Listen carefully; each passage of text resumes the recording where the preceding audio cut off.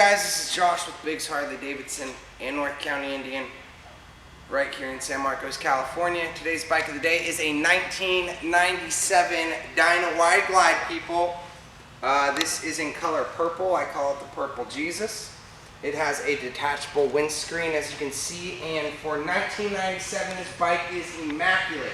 Only 6,000 miles on the motor. Let's go. It is a 5-speed transmission, 80 cc's. Of course, it is carbureted, so you got to pull out the choke. Other than that, this thing is a dime. If you're interested in taking it for a spin, please be prepared. And we'll see you here, right at Biggs Harley Davidson in San Marcos.